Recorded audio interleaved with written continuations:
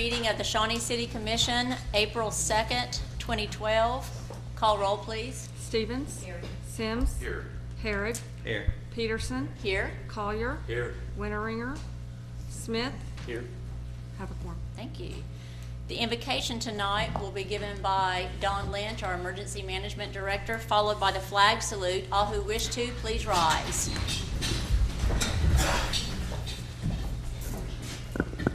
Let us pray. Almighty God, we come before you this evening with thanksgiving for all the blessings that you have given us. We appreciate the good weather, the rain, the sunshine, the things that make the grass grow and the trees bud out and make us sneeze, because we know that it's a great blessing that you have given us living in this community. Lord, we thank you for those who serve in our armed forces. We pray that you would be with them, keep them from harm, bring them safely back to us as quickly as possible. We pray for an early end to the war and conflicts around our world. Lord, we thank you for Bill Johnson, for the service that he gave to his city. We pray for your guidance, your hand of comfort for his family as they go through the grief of his loss. And we actually pray for everybody in our community, Lord, who is grieving, missing loved ones who've lost them. That we pray that you will be with them, comfort, guide, and direct them. Lord, we pray for our nation's leaders, for our state leaders, for our local leaders, that you would be with them and guide them. And we especially pray for the meeting this evening, that you would be with us as we go about doing the business of this great city. May it be pleasing unto you. We'll give you the praise and glory. In Jesus' name I pray. Amen. Attention, position, pledge. I pledge allegiance to the flag of the United States of America and to the republic for which it stands, one nation under God, indivisible, with liberty and justice for all. Thank you, Don.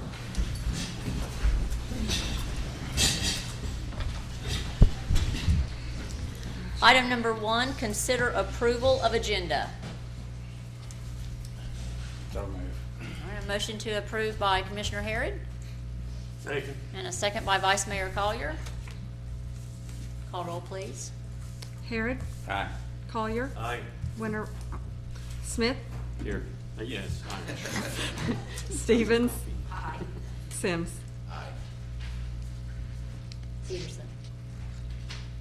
I'm sorry. Aye. Peterson. Okay. It's okay. New guy. Yeah. Item number 2, consider approval of consent agenda. I'd like to pull item D. Okay. Anything else?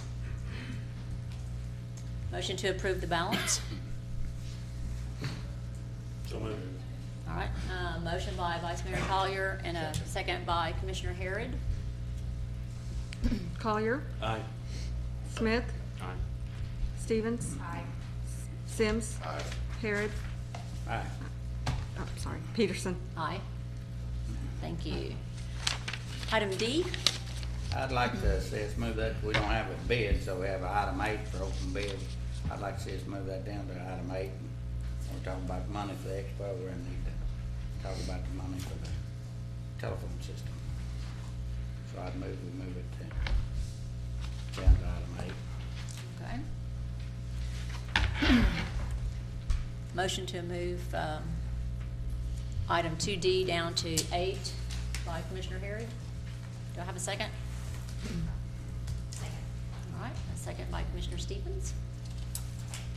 Herod. Aye. Stevens. Aye. Sims. Aye. Peterson. Aye. Collier. Aye. Smith. Aye. Thank you. Item number 3, citizens' participation.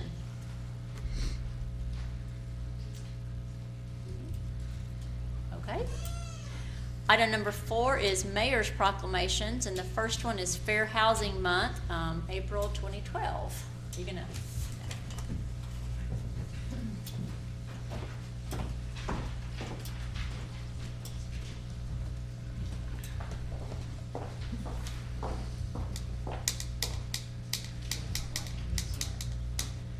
Okay, a proclamation declaring April 2012 as Fair Housing Month in the city of Shawnee, Oklahoma. Pursuant to the authority granted to me as mayor of the city of Shawnee, I do hereby proclaim the month of April 2012 as Fair Housing Month and decree that all citizens affirm to follow the concepts, practices, and intent embodied by the laws of the United States of America, the state of Oklahoma, and the city of Shawnee. The city of Shawnee has adopted a fair housing ordinance and has designated the month of April as Fair Housing Month and encourages each citizen to implement the provisions of those acts. The City Commission has further designated the city clerk as the Fair Housing Activities Coordinator and requests that any person or group of persons planning activities to promote fair housing to inform the Fair Housing Activities Coordinator of said activities. It is the desire of the city of Shawnee to recognize those persons or groups who best create an awareness of the need for fair housing practices or otherwise promotes fair housing practices. Now therefore, I, Linda Peterson, by virtue of the authority vested in me as mayor of the city of Shawnee, Oklahoma, do hereby proclaim the month of April 2012 as Fair Housing Month in the city of Shawnee, Oklahoma, and urge all citizens to join us in recognizing fair housing and the importance it serves to our community. Dated the 2nd day of April 2012. Thank you, Mayor. Thank you. Want to say anything about fair housing? No, I just would add that the Shawnee Urban Renewal Authority has a variety of housing programs available to city residents, and so that's how a lot of citizens interact with the city, and certainly the Sure Board follows all provisions of the Fair Housing Act, and we look forward to working with the public. Thank you. Are you ready? Always ready. The second proclamation is for Oklahoma Baptist University. Mr. Davenport's gonna accept it. Okay. Mr. Freeze is gonna make sure I read it correctly. City of Shawnee proclamation. Whereas on March 3rd, 2012, in their first season of competition, the Oklahoma Baptist University's men's swimming team captured the 2012 National Association of Intercollegiate Athletic National Championship, and the women's team captured the national runner-up title. And whereas Oklahoma Baptist University also finished with 4 NAIA records in the 400 free relay, 800 free relay, 200 free relay, and 100 butterfly. And whereas 19 Oklahoma Baptist University swimmers and divers collected 61 All-American honors in the program's first season. And whereas under Coach Sam Free's leadership during the 2011-2012 season, the OBU Bison and Lady Bison swimming diving teams reached the national championship.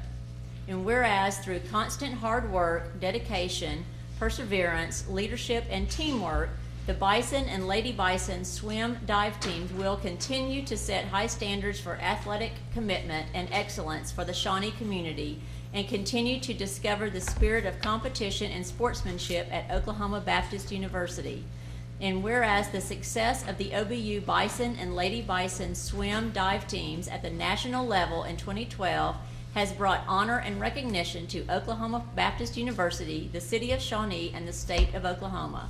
Now therefore, I, Linda Peterson, mayor of the city of Shawnee, Oklahoma, on behalf of its citizens, do hereby recognize and honor the OBU Bison and Lady Bison swim dive teams for their athletic achievement and for winning the NAIA Men's Swimming National Championship and Women's Swimming National Runner-Up, dated the 2nd day of April 2012. Congratulations.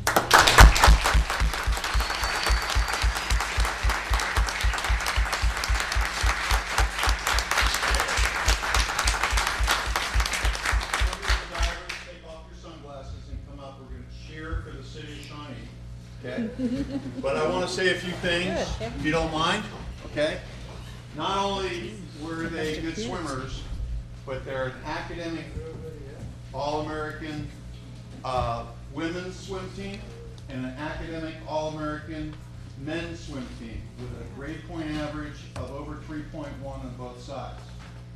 The other thing is they're a great group. And Shawnee has a lot to be proud of, not just from these folks, but how about those Lady Wolves? And how about the tradition that Shawnee has made? So just to celebrate that, we're gonna do a cheer, and I'm gonna tell you how to do this, folks. We're gonna do I'm very instructive. We're gonna do a cheer for Shawnee at the end, and Mark, you can be the mouthpiece. We'll do the Oklahoma Baptist cheer, and at the end it will be go. Okay? Give it to them now, guys. Give it to them nice and loud. Are you guys ready?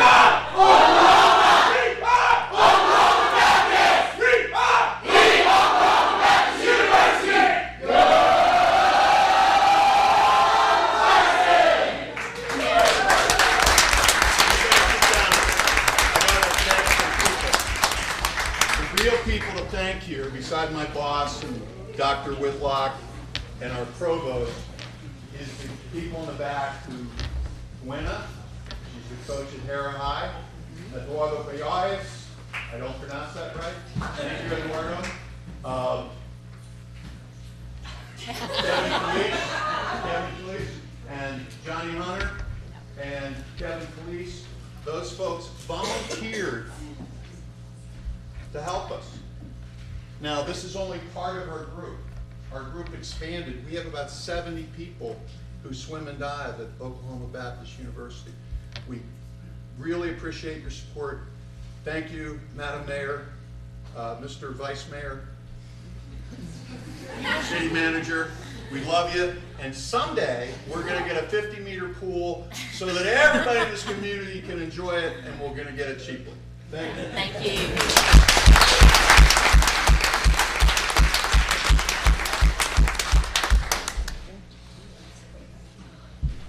Congratulations, and thank you all for coming tonight for that. Thank you.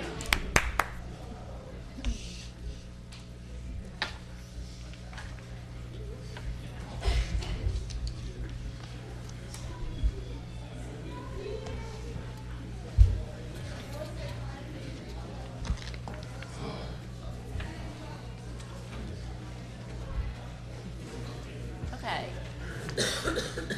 Item number 5, consider an ordinance calling for a general and runoff election for Mayor, Ward 2, Ward 3, and Ward 4.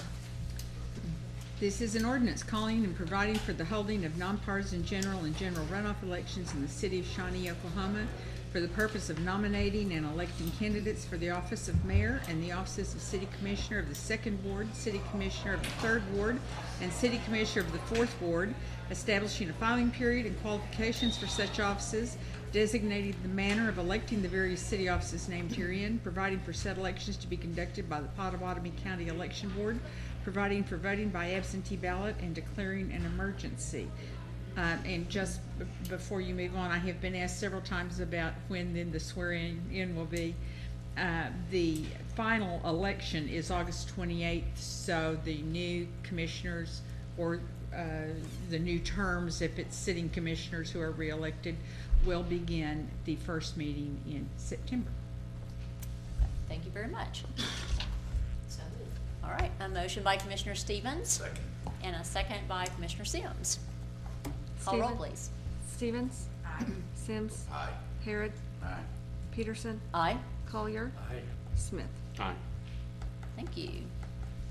Item number 6, consider an offer from Texoma Land Consultants, Inc. for leasing oil and gas mineral acres located at a tract in the southwest 4th section, 03, Township 10 North, Range 02 East, Pottawatomie County, Oklahoma.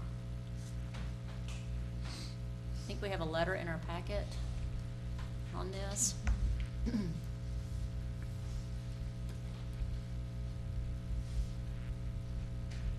Any questions?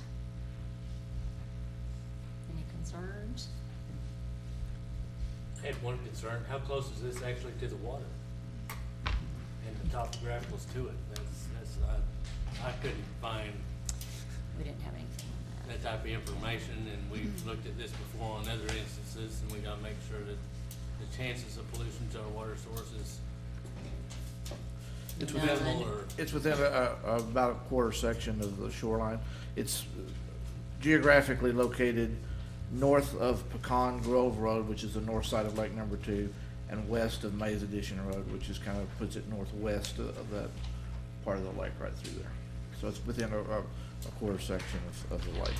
How far were the other two dry holes from this side? They were on the south side of Patterson Road, or excuse me, of Belcher Road. So that would be roughly just a little over a mile. And with the other one about a mile and a Before quarter they or drill, something they'll like have to that. get a drilling permit. right? They'll have to get a drilling permit from both the Corporation Commission and the city, so. Okay. This is is- basically just asking you because you own the land if you want to, Is that about- lease your mineral rights. Do you know that, well, that's about the same as they've been leasing? That's pretty much the standard rate that they're leasing in this I area. just leased from area in Seminole County for $150. Yeah.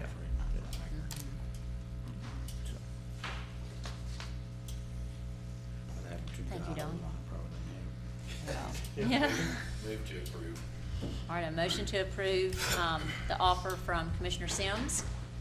I'm sorry, I'll need to have a clarification of which, there are two offers in the letter, whether you want offer number 1 or number 2 in the letter, when you make that motion for clarification, please. Do you have a recommendation, Don? No, I really don't. And they're both standard offers.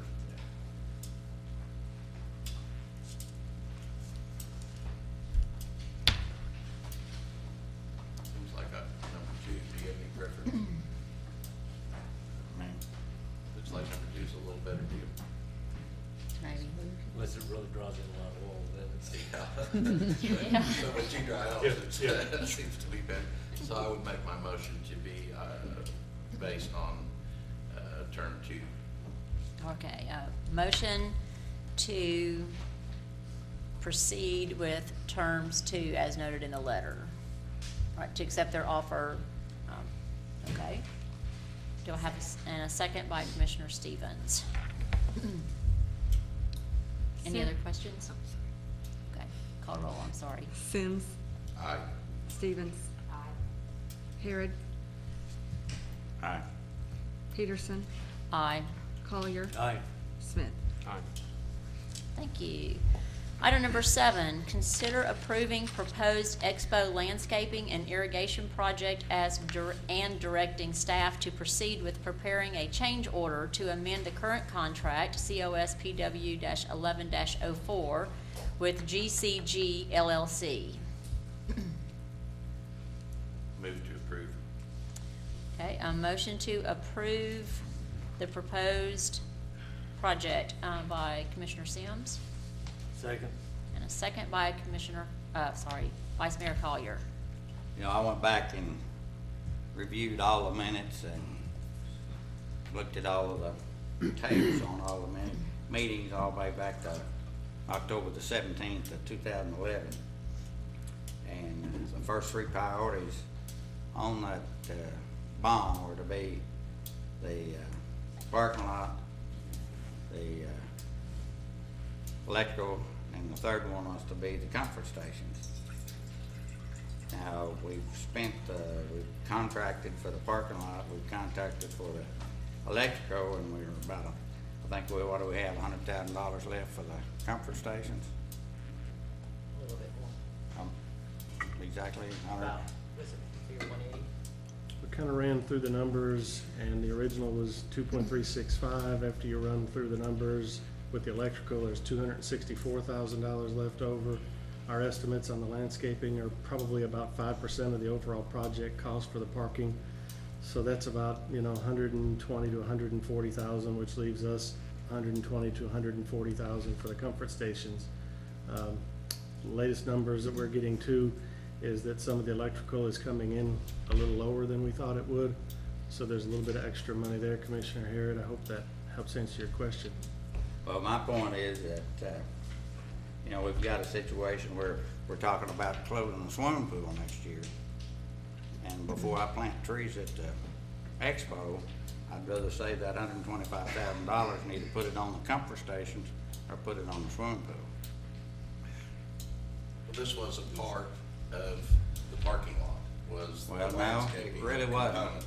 Like I said, I listened to all those tapes. I listened to the one where Mr. Trywick explained the shrubs and everything else, and that was not included. And nowhere in there was that included in the top 3 priorities. neither was that amount of money. It was set up then as $200,000. And you can go back and review them. I reviewed about 5 meetings where all that was discussed. I'll be glad to bring that clip back for you, but, Well, I mean, I watched it on YouTube. I watched one of them 4 times to make sure.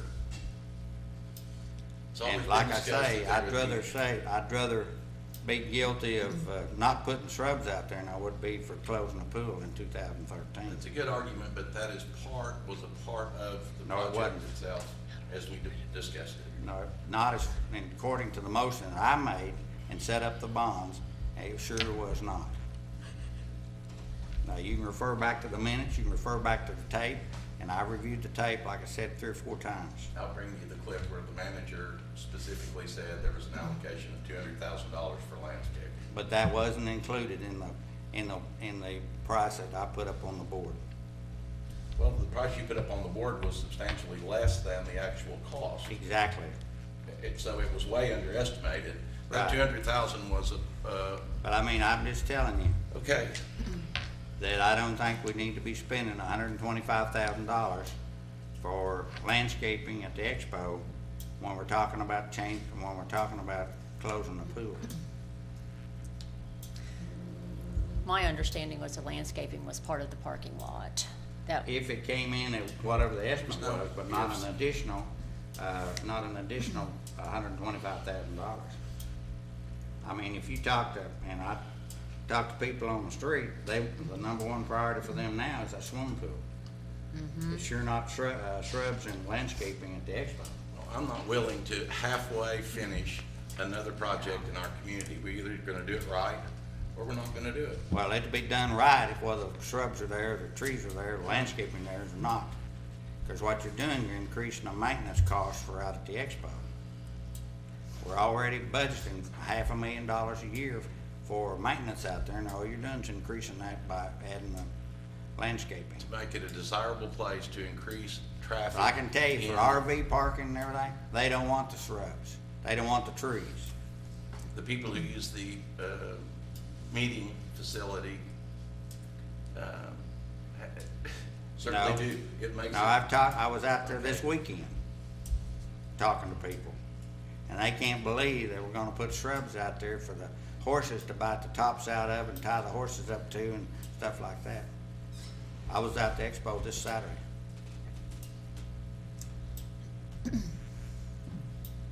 So I'm encouraging the commission not to spend $125,000 on the landscaping to, I mean, if you wanna do what's the right thing, the common sense thing, for the city of Shawnee, then you'll vote to, turn that down, and we'll spend that $125,000 on renovation of the pool. We already have $75,000 saved on the stage, so now then we have $200,000. I'm gonna encourage commissioners to finish this project as it was contemplated in December. It was October. Well, we voted actually in December. No, we voted in October the 17th, exactly, special meeting. is that when, Mr. McDougal was asked if the, landscaping was included in the parking lot plan? Not, the landscaping on that particular meeting wasn't discussed. That's when they wrote it up on the board and so forth. At the next meeting, or the December the 5th meeting, I also reviewed it. That's when we had the drawings with the landscaping in it and everything else when they were here, too, and we finally set up the amount of the bonds. That's when it was discussed, but it wasn't discussed on October the 17th.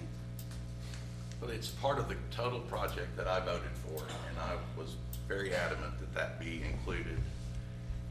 And that's why I voted in favor of that project.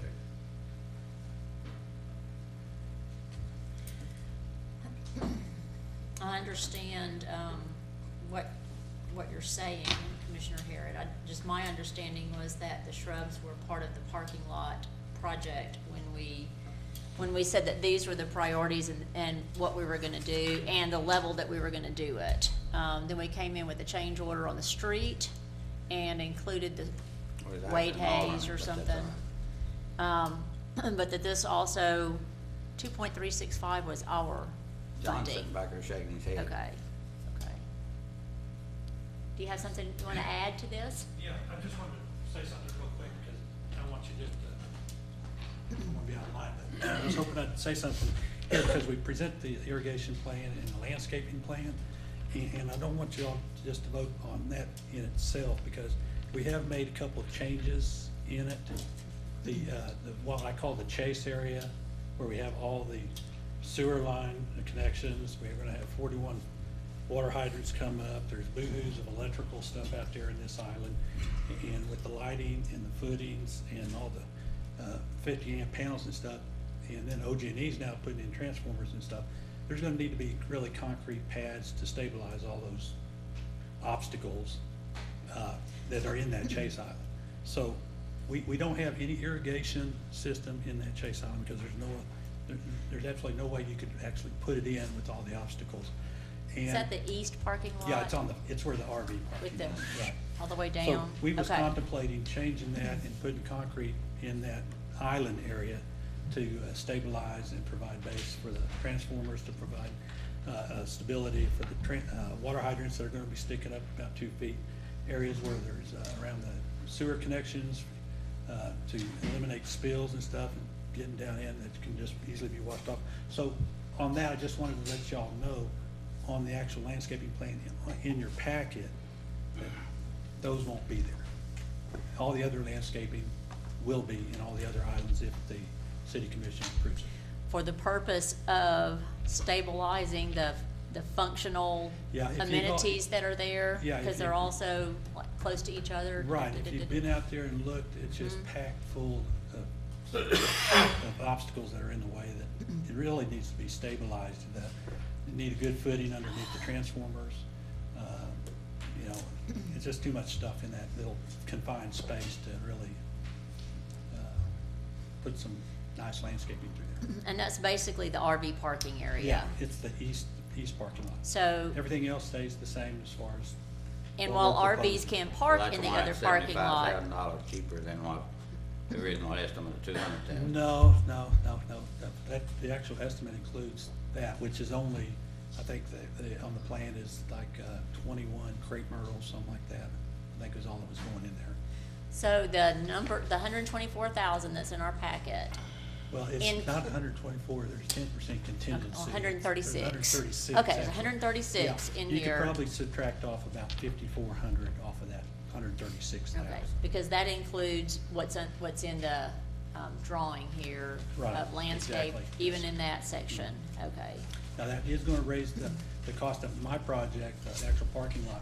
It's gonna increase the quantities for the concrete, but I think we can cover that in eliminating some other stuff. 5,400? Yeah. No, to concrete the island. Just wanna But make that that has clear. nothing So- to do with landscaping, the concreting of the islands. Well, it does, because there was, on your packet, there's. Well, it's a about- deduction from landscaping by concreting those islands. Well, we don't plant the shrubs, but there'll be an increase in concrete quantities. Yes, Right. but that has, in theory, has nothing to do with shrubbery or trees that are planted there, because you're replacing the concrete around those pedestals for support, I guess. Yes, I just wanted to bring to your attention that on the plan in front of you shows plantings in there. Right. I didn't want you thinking you're voting on that part. Right. One more comment, and then I'll be quiet. But anyhow, the commission, we followed Commissioner Sims' recommendation, and we had the worst defeat in the tax bond issue we've ever had. So I'd follow Commissioner Sims again and go ahead and put your shrubs out there, but I mean, personally, I'm not going to. I'll share your letter that you sent to all of us. I didn't send a letter. I'll show it to you. We'll have that during the meeting. Okay. Any other comments? Let's really come back to the 10. I thought in the whole process that the shrubbery was part of that parking lot. The amount, it was, and that was brought up in the meeting that before this project was completed, that there would be some landscaping with the project. I really don't want a flat asphalt, parking lot out there. You've been out there And lately? this is, oh yeah. There's not a flat asphalt place out there, so I just Well, there's islands There's- which yeah. were designed for landscaping, and all of the renderings and drawings of that project included landscaping. And since we began talking about it, This, I've been adamant that we have that, Yeah. that we finish that project. the landscaping plans that were here, went before the expo board too, didn't they? Madam Mayor, I was gonna bring that And up. got, The board approved the designs that are before you. You know, the reason that we didn't do the landscaping at the time was probably twofold. First of all, we knew we had a time window in order to get the project financed and get it off the ground. Our in-house engineering department saved the taxpayer roughly 10% of this project because we engineered it in-house. The expo board did approve the designs for the landscaping. It's always been a part of it. The only reason we didn't do it the first time, in my opinion, and I know Commissioner Harrod disagrees with this, but was we wanted to get that project underway so that we could, our biggest event of the year is the rodeo. Hence the scrambling in December to try and get the project financed so that we could get it let and get it put in the ground. Some other conversation that commissioners have had as well is when we went back and we were approving the electrical, I believe Commissioner Sims asked the question, was the landscaping involved? There were three parts to that project, Commissioner Harrod, you were correct. The first one was the parking lot, the second one was the electrical, and the third one was the comfort stations. We've always understood that if the projects come through and they're more expensive, we may not be able to do the last priority. So I was pleased that the city commissioners prioritized those for us. It's always been our understanding that the landscaping would be involved, would be put into the project. And we said that at a meeting subsequently when we were talking about the electrical. okay. Listening to the minutes, Commissioner Sims didn't want to prioritize them, and that's the only way I made the motion, so I'm the one that made it stand, and he voted against it. Matter of fact, he and the mayor and vice mayor, all three voted against it, so. And we spent every penny at the expo that was to hopefully spread over 6 projects. Over 3 projects. That's right, it was spent over 3 instead of the 6 that we had hoped There for. was only 3 projects prioritized. Okay, At that's the fine. expo. At the Call the expo. question.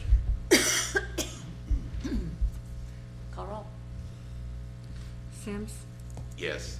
Collier, Aye. Smith, Aye. Stevens. Harrod, No. Peterson. Aye. Thank you, motion passes. Okay, as soon as I get my agenda back big enough where I can see it again.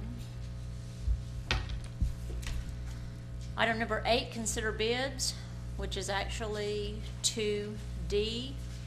Authorize staff to solicit proposals from vendors for the replacement of the telephone system at the City Hall and Annex buildings with an option to replace the systems at Public Works Service Center. In my reviewing the minutes and tapes, this is one item that was on the city manager's list of items to be considered in the bond issue, but was eliminated because of the money and some of the projects couldn't be done. So I understood at the time that it was fully budgeted, but I still have a major problem with it in that it's $175,000. And I know that Mr. Nolan says that it's a dire need, and I'm assuming it is, but is the phone system we're talking about, is it gonna be where a person will answer the phone, or is it gonna be where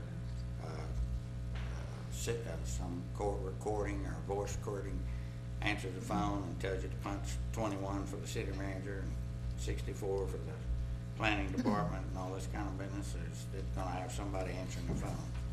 The main, and I can't get into the technical side, I'll have to depend on the staff to do that, Commissioner. I don't know that you'll see a change as a citizen calling City Hall the way that it is now. We actually even have a phone line that you can call into where you can dial the numbers to try and get to each of the offices, or you dial my office directly or the engineer's office directly along those lines.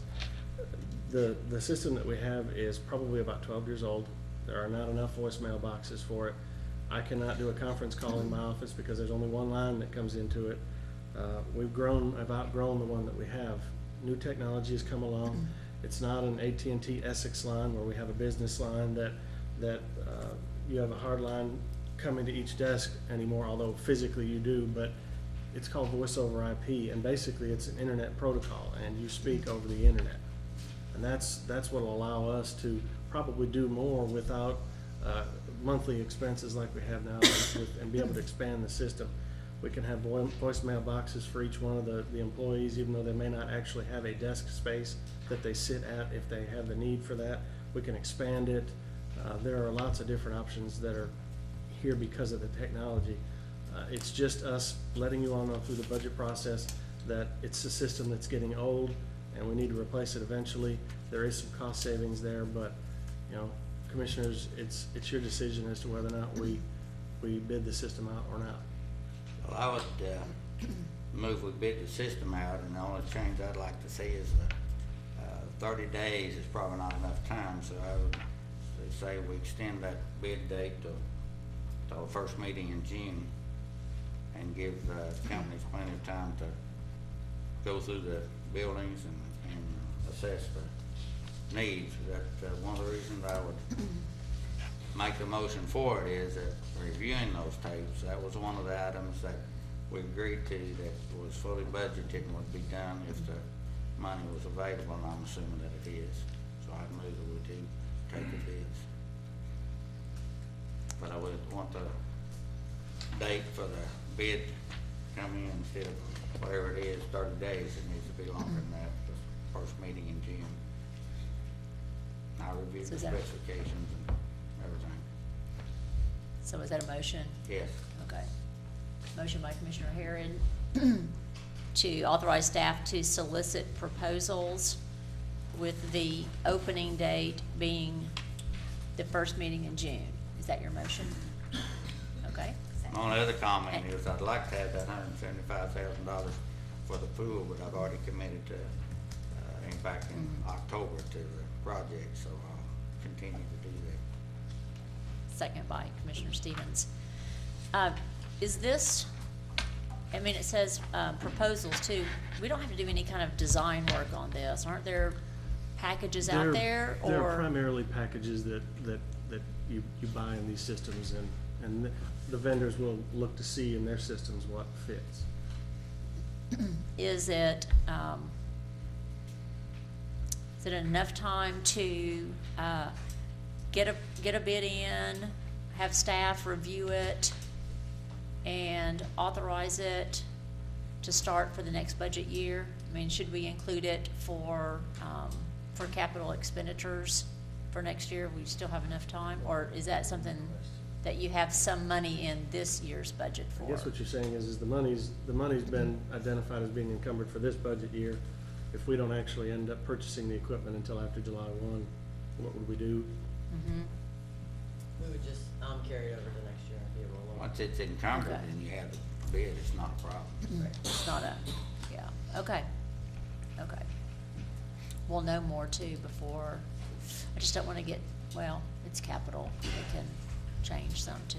Okay, okay. Any questions? Call roll, please. Harrod, Aye. Stevens, Aye. Sims, Aye. Peterson, Aye, Collier, Aye. Smith. Aye. thank you. Item number 9, new business. Madam Mayor, I'm not aware of any new business this evening. Item 10, administrative reports. 2 tonight. We're gonna start out with Don.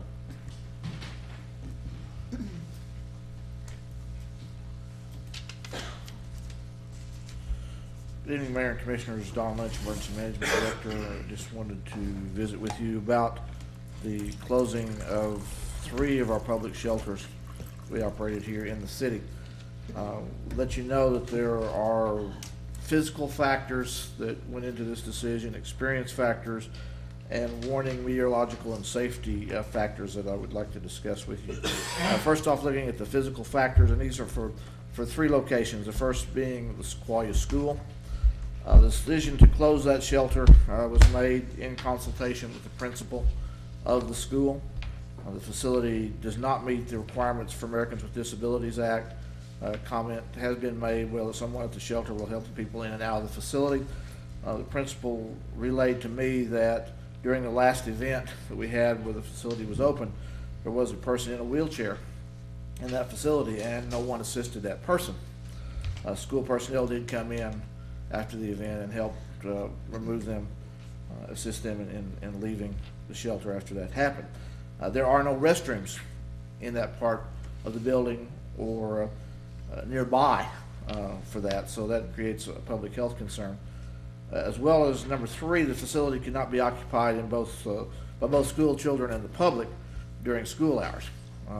There's not enough space, and of course we have the issue of sex offenders not being allowed around children, and we have no way of doing background checks on anybody that was showing up to take shelter there, so we couldn't guarantee the safety of those children that are present in that facility.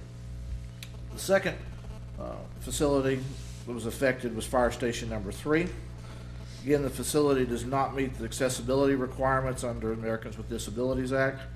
There are no restrooms in the shelter facility, therefore it doesn't comply with the public health code issues. And again, sex offenders cannot be allowed around children. And we had no way to perform background checks on any of the members of the public that are showing up at that shelter commingling with children. So we can't guarantee the safety of those children. Third facility is the basement here at Shawnee City Hall. Because the Emergency Operations Center, the police station, and the 911 center are located in the basement, all the areas of that floor, except for the area directly around the records window, are secure facilities. There are no ADA compliant accessibility or restroom facilities in that part of the building. And again, the issue with sex offenders and being able to do background checks applies there as well. An additional physical factor that relates to these locations is the ability in some cases, or the limitation in some places, of parking, which interferes with staging of emergency response equipment. The FEMA guidelines require that the facility must meet ADA and fire code requirements. Title II of the Americans with Disabilities Act prohibits discrimination against people with disabilities in state and local government services, programs, and employment. The International Code Council and the American National Standards Institute standard number A117.1 requires sites, facilities, buildings, and elements accessible to and usable by people with such physical disabilities as the inability to walk, difficulty walking, reliance on walking aids, blindness and visual impairment, deafness and hearing impairment, incoordination, reaching and manipulation difficulties, lack of stamina, difficulty interpreting and reacting to sensory information, and extremes in physical size. The intent of that standard is to allow a person with a physical disability to independently get to use the site, the facility, the building, or the element. And obviously we do meet those standards of those 3 locations physically. There are experience factors that we have experienced in previous events that have occurred where we have opened those shelters. Number 1, people have brought their pets, which are not service animals, into the facilities. These animals don't do well in close quarters, around strangers, and during storms or thunder. They may become aggressive and excited. Sheltering also decreases the amount of physical space available for humans to occupy the shelter. Number 2, people have left trash and performed physical damage to the facilities. And number 3, people have behaved inappropriately and did not control the behavior of their children. As an example, it was reported to me in the past event, their firefighters at that station had to leave on a call and return back to find people from downstairs, upstairs in the dormitory area at Fire Station number 3, messing with the firefighters' personal items. There are warning meteorological and safety factors that also have to be included in this decision. There's normally not enough time in an urban environment to get to a community shelter. We're not urban as Oklahoma City, but we're not as rural as other smaller cities are around the state. According to the National Weather Service, their current average lead time for tornado warnings is 13 minutes. That is assuming you're not located in the immediate area where a tornado warning is issued. The lead time is influenced by geographic proximity as well as the speed of movement of the storm. 2 places that you don't want to be in a tornado are in your car and outside. Many people we have experienced have waited until the warning is issued to leave their homes to seek shelter, thus putting them and their families in the path of the storm. Some examples where this has created problems. from the past include Wichita Falls in 1979, where over half of the 42 deaths that occurred to people were people in their cars trying to get to a shelter. In Stillwater, Oklahoma in 1990, there was a young boy that was killed because his family got in the car, drove across town seeking shelter. May 3rd, 1999, the Bridge Creek, Moore, Del City, Midwest City tornado. There were 2 people killed in their vehicles in Moore trying to get out and seek shelter. So when you consider the time involved after the warning decision has been made, warning is issued by the National Weather Service or locally here based upon our spotter reports. Warning devices are activated, including the NOAA weather radio, the outdoor warning devices, local radio and TV. And parenthetically, it's worth noting here that we have experienced times where the local media stations may be focusing on another storm in another part of the state, and there's a little bit of a delay in announcing a tornado warning for our part of the state. So let's say, for example, that a person receiving that warning determines that it affects them and they decide to leave home and seek shelter. They round up the keys, the family, turn off the cooking appliances, lock the doors, etc., get in the car. Outside again equals dangerous place to be during storms. They drive safely to the shelter, fighting traffic. Other people are trying to get there. At the same time, traveling across Shawnee does take some time. They park their car, go inside. Once again, they're in their car, which is a dangerous location. They're getting out. They're running into the shelter right in the middle of the storm. What happens if they get caught in that storm? What happens if the shelter's already full when they get there? That's why we really are concerned about people seeking shelter immediately, driving across town to a public shelter when that warning is issued.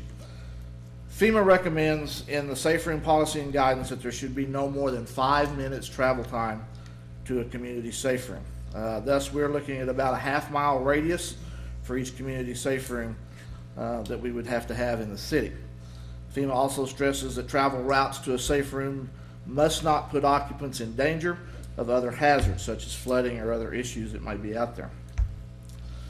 Violent tornadoes, the EF4, the EF5 rated tornadoes are only about 2% of all the tornadoes that occur in the United States in a year.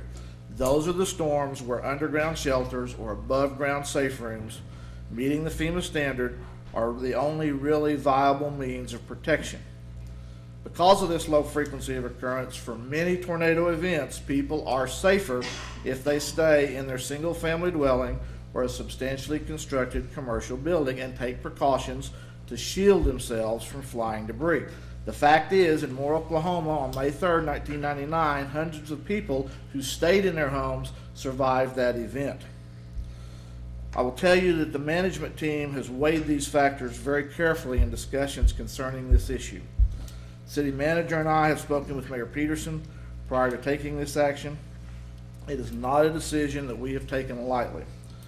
Because of the knowledge of the deficiencies and the factors affecting this issue, the failure to take action on the matter could place the city in jeopardy of both vicarious liability with treble damages and the loss of federal project funding, not just in the emergency management area, but potentially all areas of federal funding.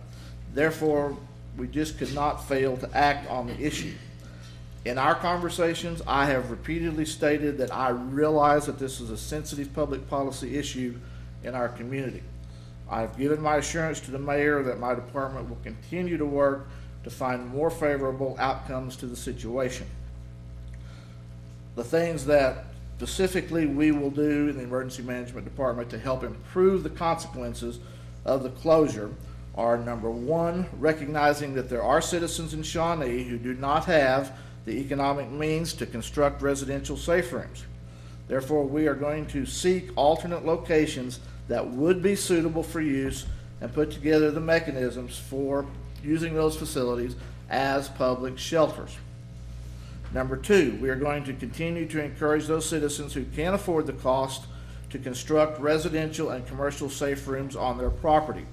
The state of Oklahoma continues with a residential safe room rebate program. Details on this program are available at www.soonersafe.gov. And number three, we are working on a countywide hazard mitigation plan that will enable the city to seek federal funding for many risk reduction projects. FEMA mitigation money becomes available after a disaster is declared. The money is made available to the state, and state officials dispense the money to local applicants that meet specified criteria. Having an approved hazard mitigation plan is the first of those criteria. Our hazard mitigation planning team in Potawatomi County has identified 42 possible mitigation projects for all the hazards that affect our community. But 2 of those specifically include assistance for construction of both residential and commercial safe rooms. So we will continue to inform the City Commission and, with their permission, seek federal funding when it is available to the city to construct neighborhood shelters that meet the codes, to meet the FEMA guidelines. And likewise, I will inform the City Commission with their permission to seek federal funding when it is available to offer individual safe room rebate programs to our citizens. And with that, I'll be happy to answer any questions you might have. I don't have any questions, but I think that the city commission should have been notified before, aired it on Channel 4, Channel 5, or Channel 9, whatever it was, on TV several months ago, that we had, Shawnee had losing 3 of the tornado shelters. And people that ask you about it, and you said, that's news to me. I think it came out the same weekend that Moore and somebody else announced the closing of their shelters too. And Yeah, then there we was had other an cities. article in it that very This has same been an day. issue That's when it came out. pretty much in central Oklahoma of recent times. Right. Did But something, that's like I say, it's, commissioners should have been notified before that became public information, or at the same time. I will accept responsibility for that, Commissioner, and I apologize to you and the other commissioners for not doing that. Well, it And make just sure that makes we it- don't do that in the future. It just makes It's it a easier to huge- answer the yeah. question. Absolutely, absolutely. is there anything else that has precipitated this throughout the state that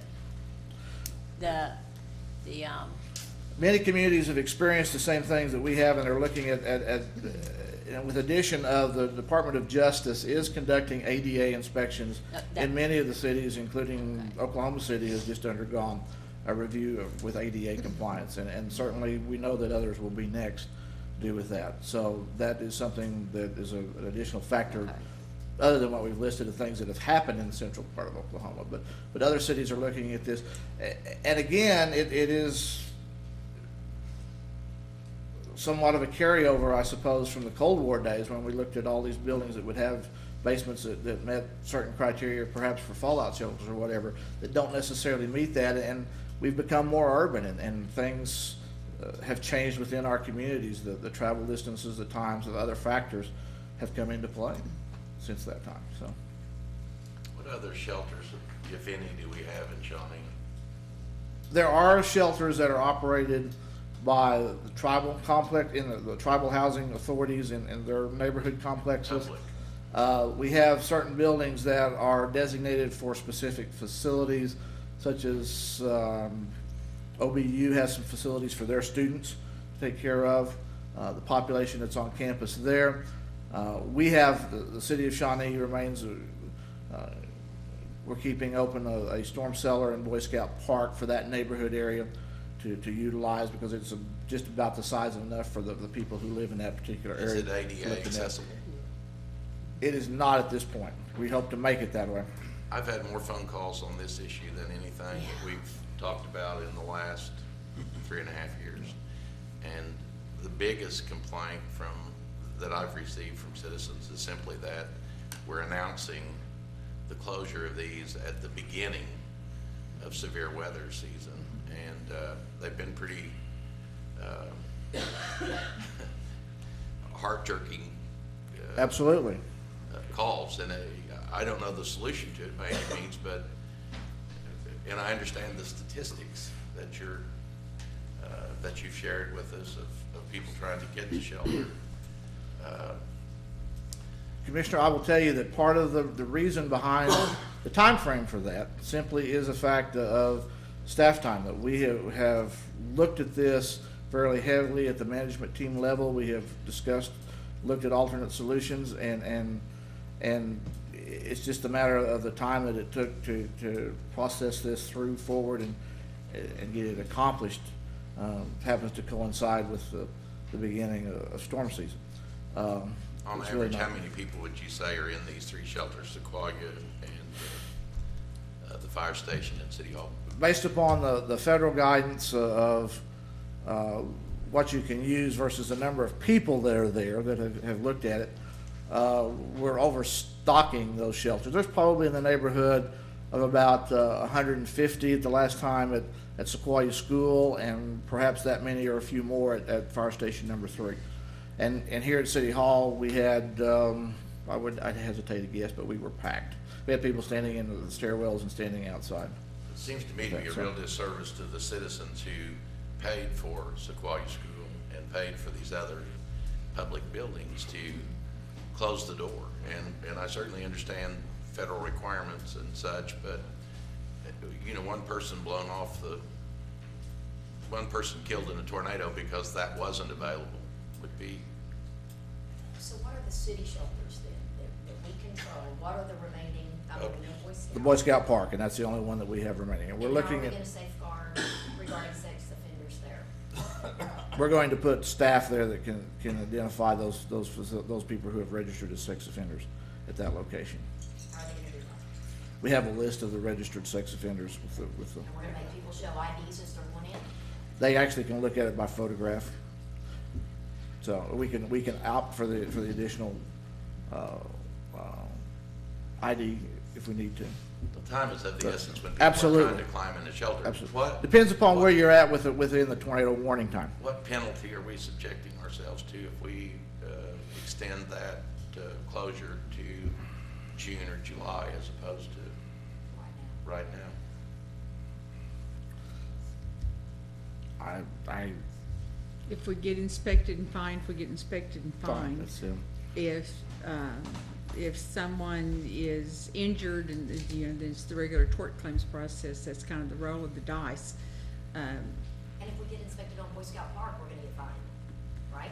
If we're inspected and we're not in compliance wherever we are, the fine's the fine. How much are these fines? Do we have any idea? I don't know. Just pull stuff out. Not been through this experience I've successfully avoided so far in my career. I'd sure hate to add that to my experience list regardless, but it will be whatever it is. The rationale behind it all makes sense when Absolutely. you look at it. I mean, and you say, okay, you know, we can't get someone in a wheelchair, you know, down in the basement. We're concerned about sex offenders. Yes, okay, get it. I can almost take one step further and say, I fully understand closing City Hall because of the Emergency Operations Center, the fact that that is the locale of our police department and staging area for an emergency. That to me seems to be the strongest reason to close City Hall as opposed to all these other things that happen all the time. I just can't at this point buy off on Sequoia number 3 being closed. Now, I assume that the public schools can say, but that's on them. that was a school decision. That's a We, system. in We concert don't have with anything to us, do that's with it. right. But we do Yeah, control that's number not our 3. If building. it means we need to have some more people show up there to ensure Some that monitors. Yeah. kids aren't running up in, you know, the dormitory area, okay. I would rather do that than take the chance of somebody being hurt that lives in that area. And maybe if we had 3 or 4 months, we had the storm season to survive this, I mean, to have these facilities open, we could have some reasonable alternatives for citizens in our community. Well, and if we're already looking at alternate locations, that would at least give us time before next year to say, okay, now we've made these arrangements.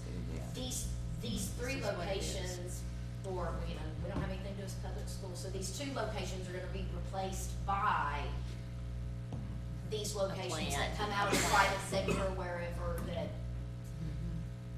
are willing to open up their doors, but I think we have to provide an alternative. Well, I disagree with the July thing.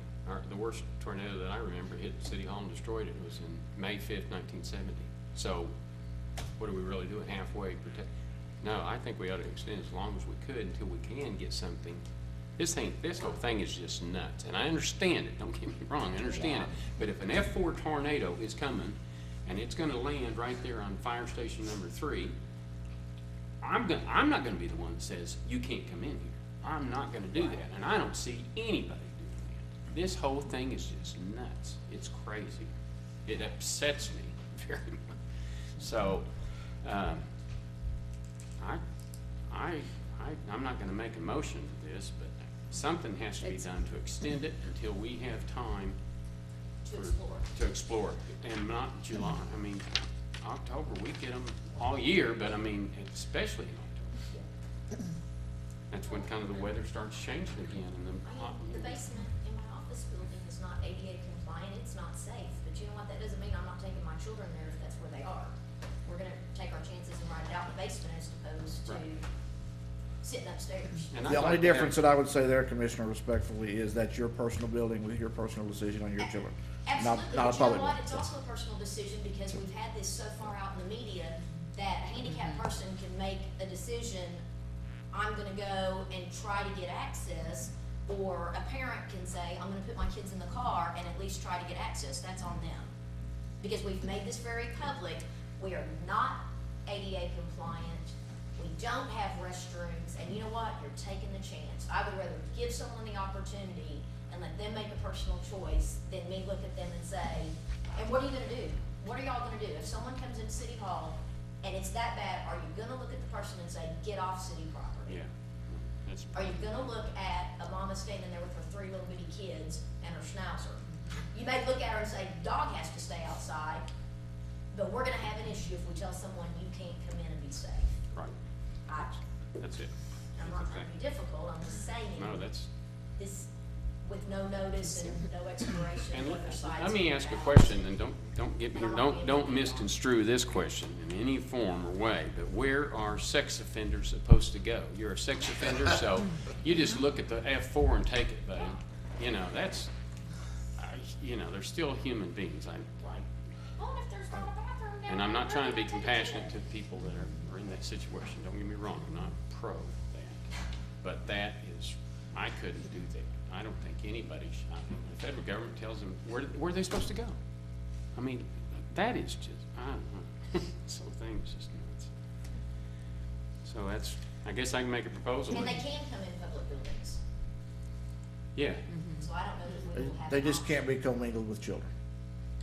well then, Yeah, they can. Yeah, My understanding depending is on no, what they level can't. you are, and, yeah, no, it's a little bit more complicated than that. Commissioners, I mean, I think it's a good suggestion that we put off the decision to close the shelters until July.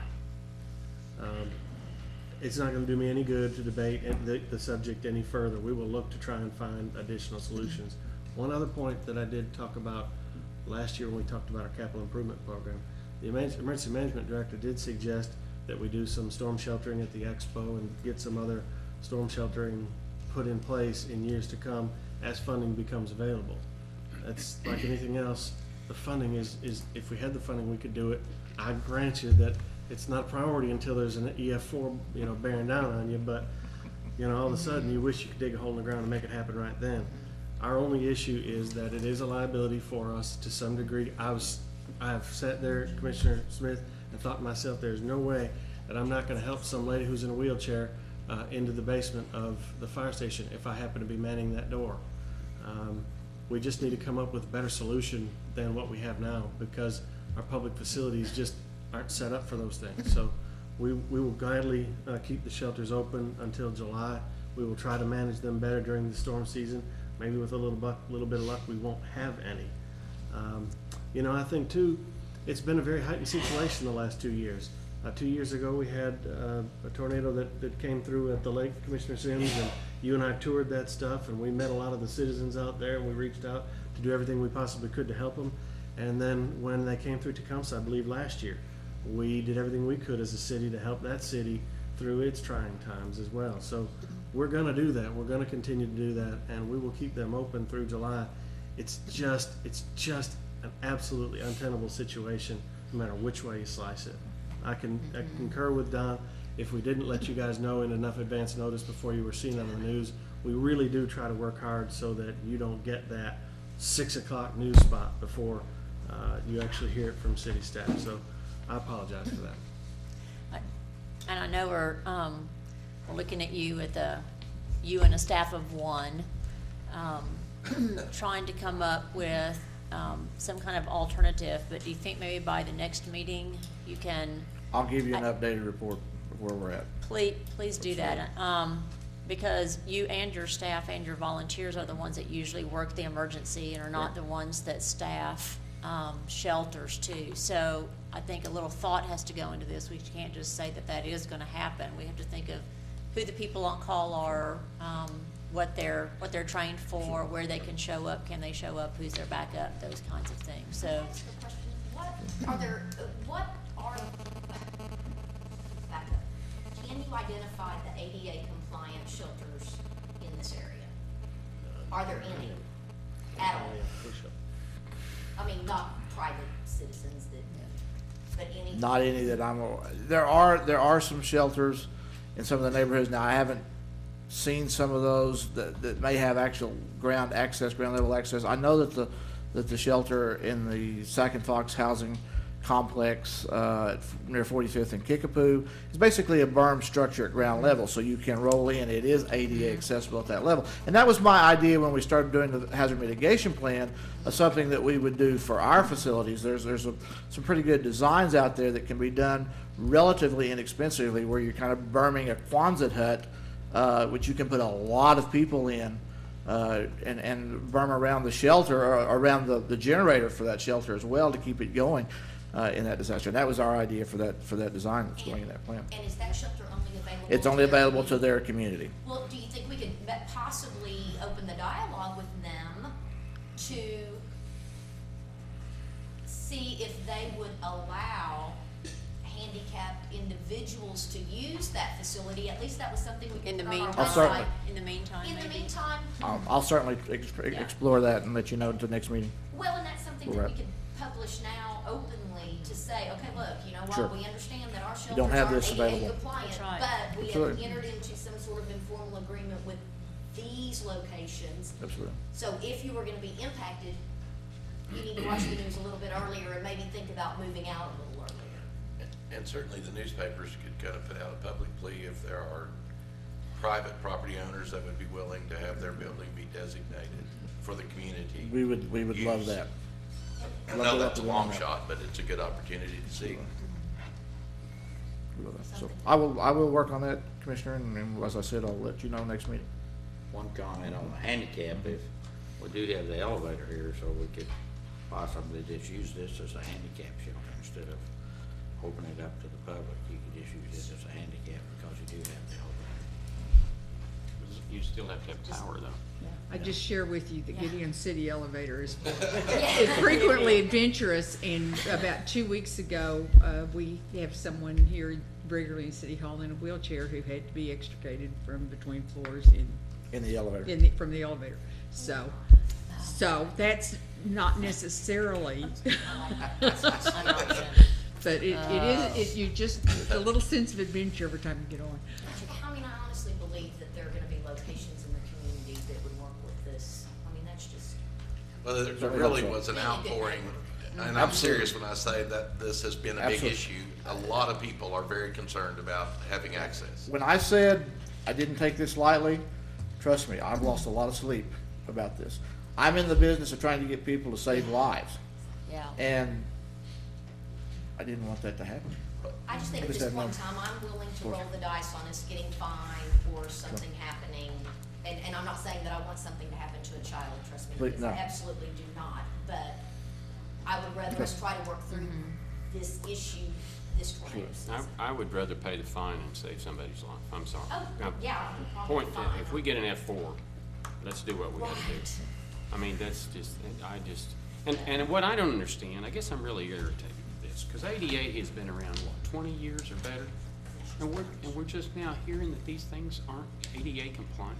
It's crazy, in my opinion. We should have had this corrected 15 years ago. I would have Not- loved to. I'm not trying, don't take any of my I don't- comments on I- a personal basis, I- I- please. exactly. I'm just I'm saying not. the whole thing is, It's just frustrating. It is very frustrating for everybody. Right. Absolutely. Yeah. Absolutely. And it frustrates me to think of people that don't have the resources to go out and.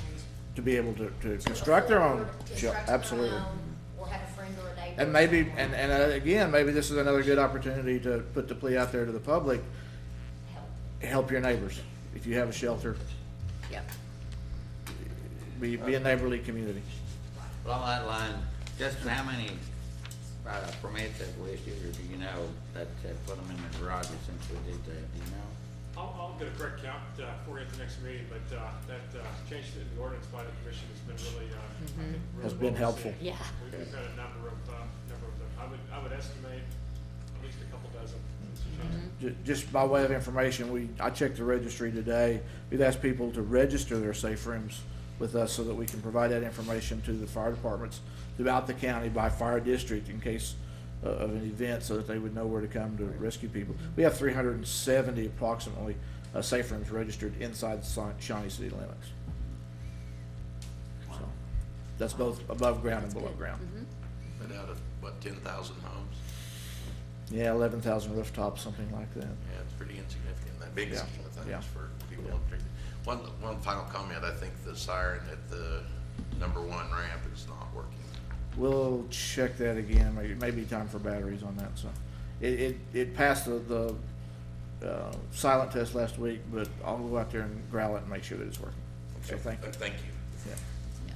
Thank you, Commissioners. Don, I'm sorry when I requested this information. I hope that was, It was fine. It was fine. Thank you. Well, we've all been getting Thank you. emails and phone calls. Yep. Madam Mayor, I think our city attorney has a report.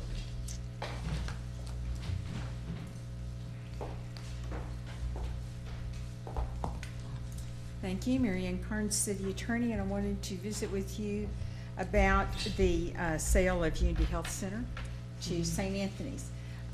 There's been another topic when there's been a lot of public interest and a fair amount of discussion. Some months ago, as a staff, we looked into the history of the ownership of what's now Unity Health Center, and determined as we could from our records that in fact the city did not have an ownership interest in Unity Health Center, and would not be receiving any of the proceeds of the transfer, the merger, which is my understanding they hope to announce or planning to announce later this week. Concerns persisted. There was some various kind of rumors on the street and different recollections. We determined to engage someone from outside to come in and give it a cold look. The firm of Lester, Loving and Davies in Edmond did this for us. The primary attorney responsible was Susan Loving, former Oklahoma Attorney General. Working with her was Andy Lester, who has a large variety of experience in the public and private sector. We asked them to look specifically at whether the city or the Shawnee Hospital Authority had any ownership interest in the hospital as it is now configured, if there was any triggering mechanism that would cause there to be an interest, if the city didn't have an interest, what would happen to the proceeds, and further, was there any influence that the city would have on that? Just a little history. On January 3rd of 1960, the city created the Shawnee Hospital Authority. It was a standard Oklahoma trust as a hospital, had the standard trust language. The city didn't have ownership. The city was the beneficiary. The city did not have any obligations for the indebtedness, didn't own the assets. In August of 1989, Mid-America Healthcare Inc., which is now Community Health Partners, but it was formed. And at that time, it took over the operation of what was then the Shawnee Medical Center. On October 12th, the Shawnee Hospital Authority formally approved the transfer of the land, the improvements, the accounts receivable, the personal property, everything to Mid-America.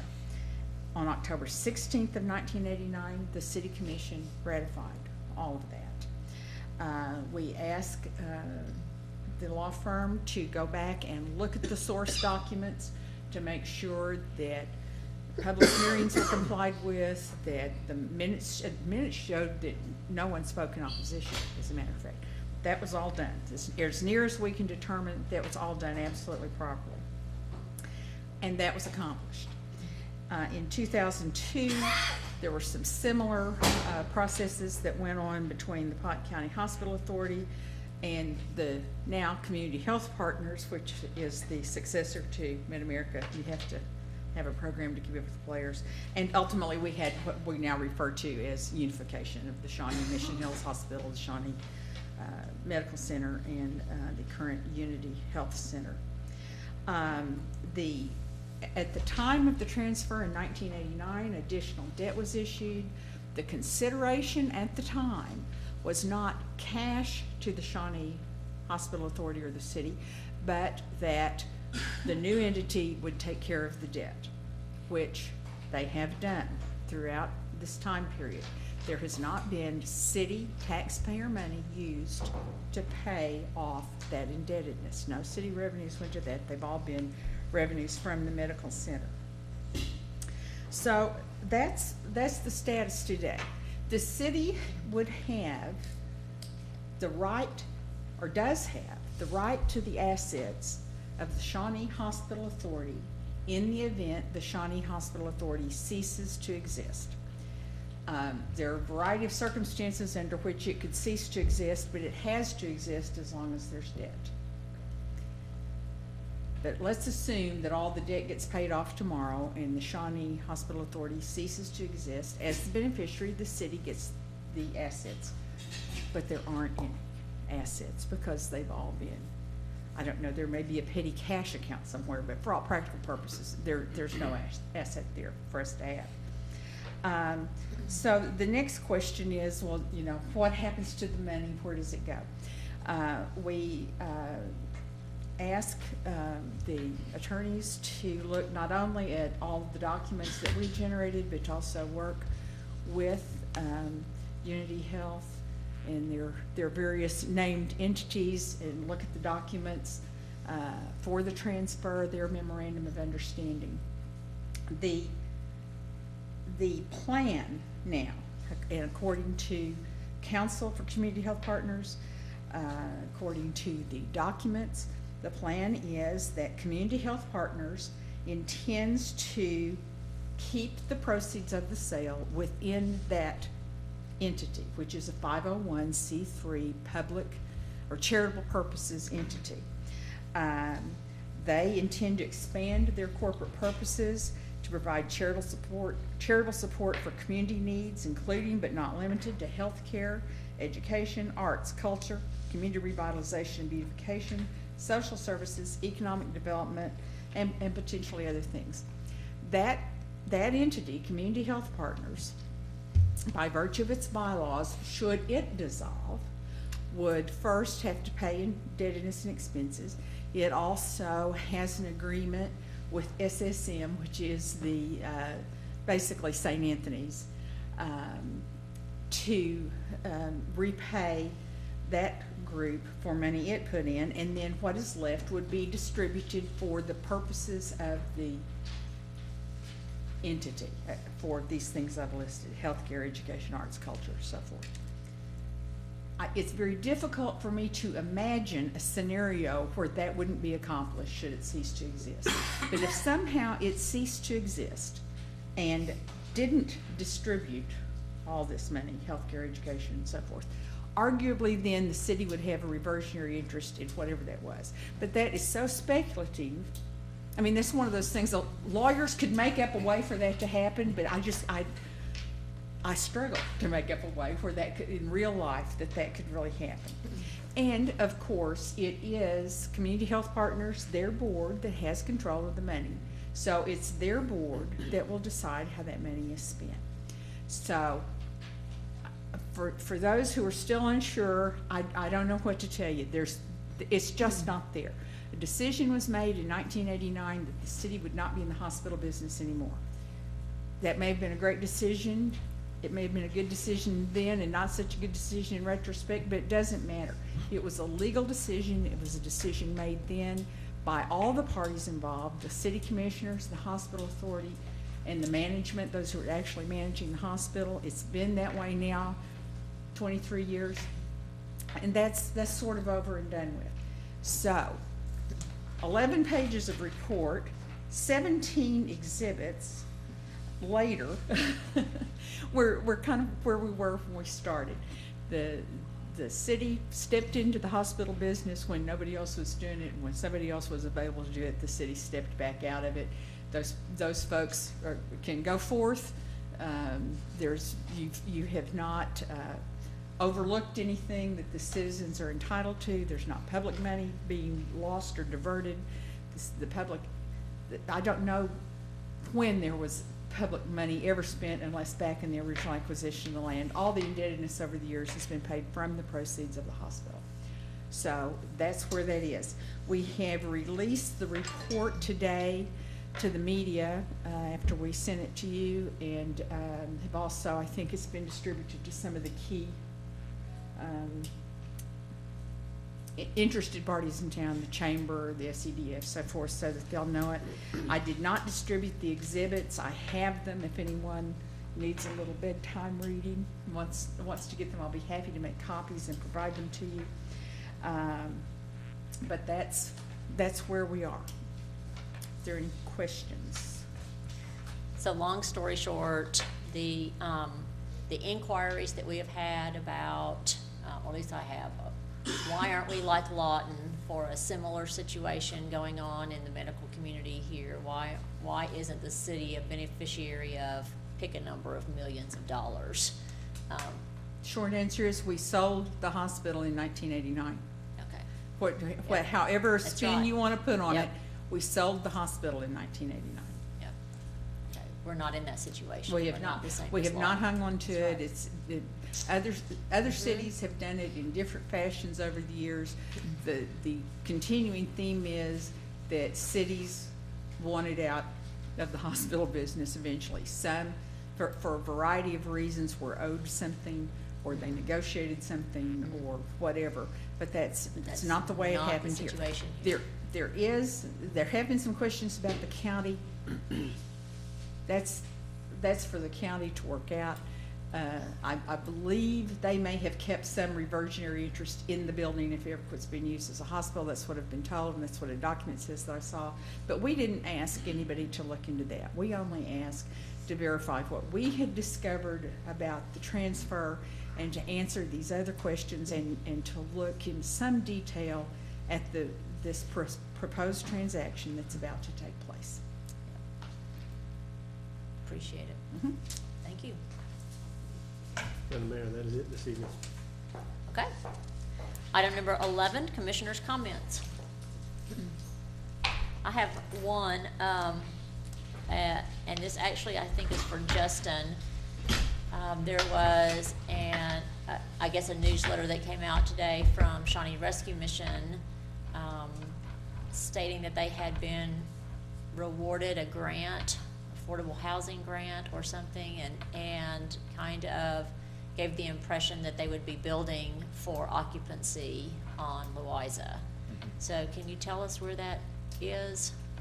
Well, like commissioners and staff recently became aware that Shawnee Rescue Mission had purchased that building outright from Unity, and so we don't know exactly what that means for their long-term plans. I saw that article that you referenced, Mayor, and it appears that they did receive some funding that would be used for overnight sheltering.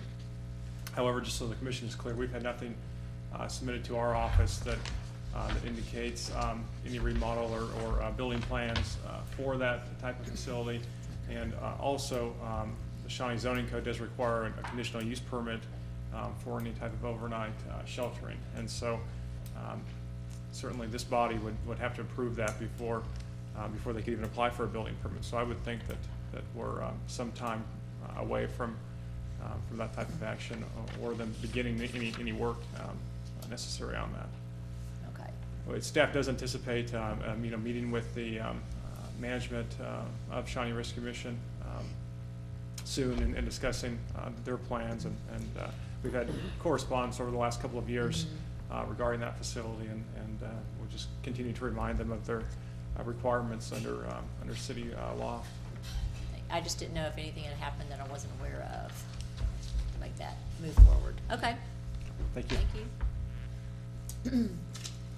The other question I had, and I guess Mary Ann sent an email out today, but basically, my question was, what would the circumstances be that commissioners are, will have access to the health insurance that the city has, that Commissioner Harrod has access to right now?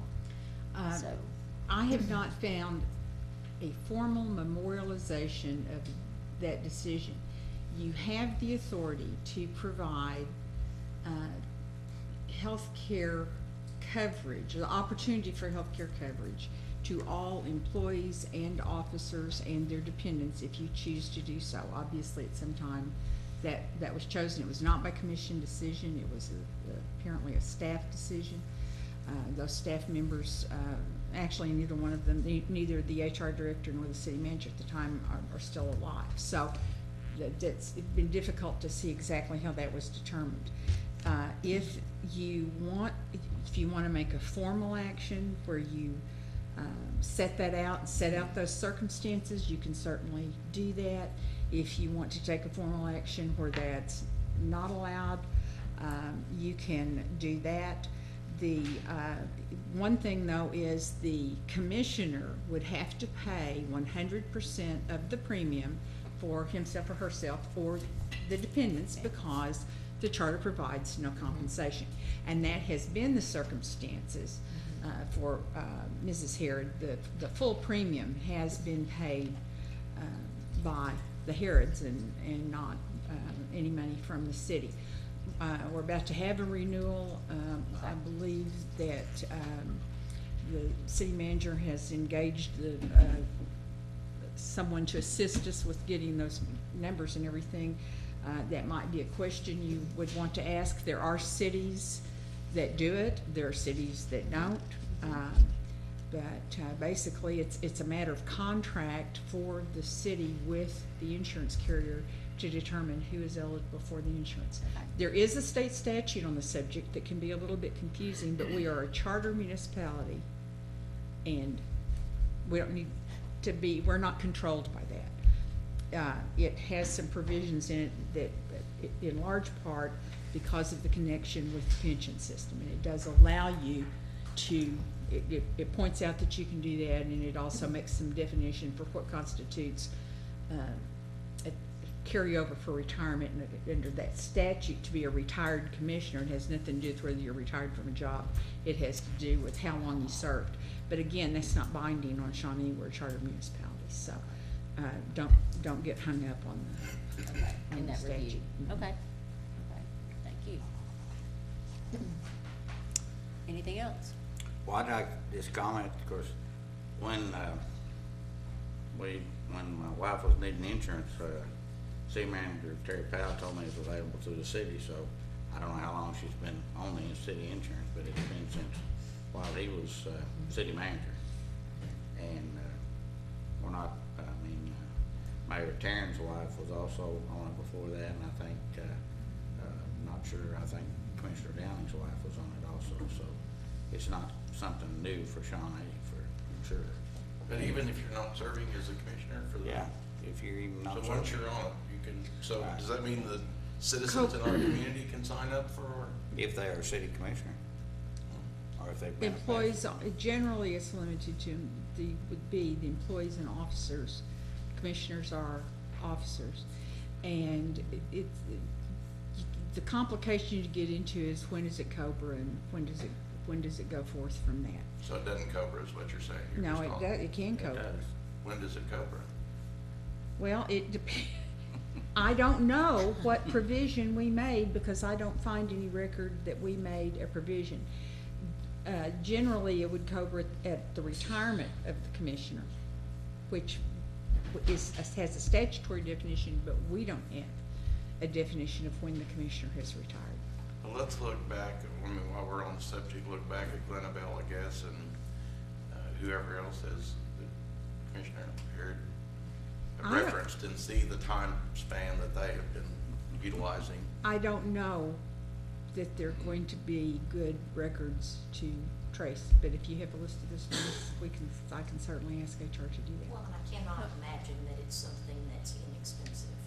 I would think that the monthly premium would be pretty hefty. And I'm not asking James to say It's, no. well, it's whatever, it's whatever It's- it's whatever the premium is for a city employee, except that the city picks up part of the City premium for the portion also. employee, and it Right. would be the complete Right.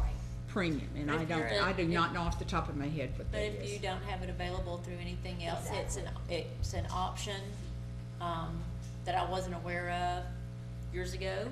Right. And, I just wanted to be clear on that, yeah. You have that practice. If you want to continue that practice, I would encourage you, though, so Yeah. that we don't have this come up again Right, and folks not know, Right, to yeah. formalize whatever The parameters. whatever the policy is going to be in terms of who's available, how long they're available, under what circumstances their Well, I know- dependents or their survivors are available. Sure. I know that, when we opted to take the insurance, that, Terry Powell said that it had been in existence for a number of years. And I know that I don't know exactly how long she's been on it, but it was when I served on the commission in 2000. Okay.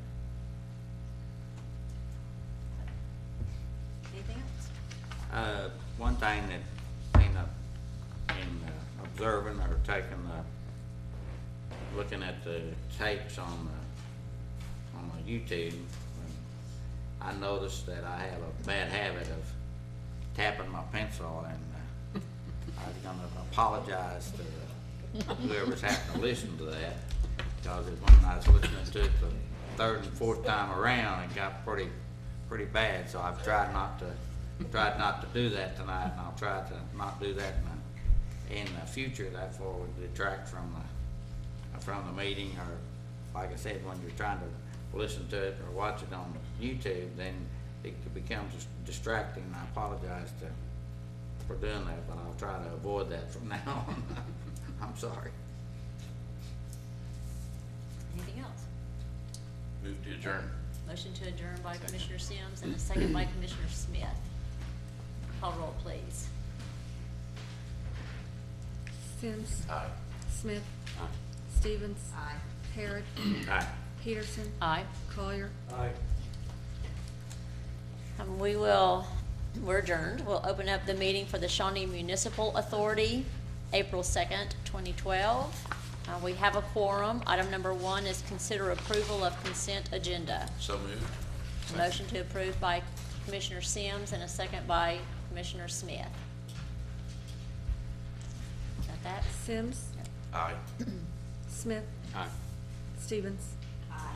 Harrod, Aye. Peterson. Aye. Collier. Aye.